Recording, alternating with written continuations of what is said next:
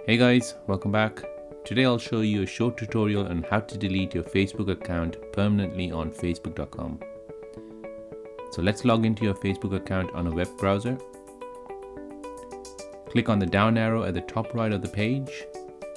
Then click on settings if you're on classic Facebook, or if you're on the new one then you'll need to click on settings and privacy, then settings again. All the steps after this is similar on the new and the classic Facebook page. Find your Facebook information, which is on the left hand side, and click on that.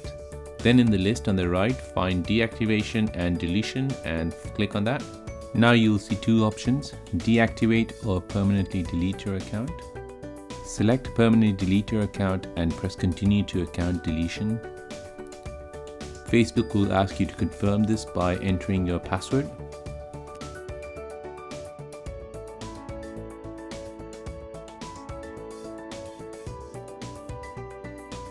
Facebook will then let you know that you have 30 days to change your mind. After that, it will be deleted.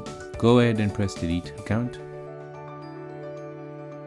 Facebook will log you out of your account and you'll go to the sign in page.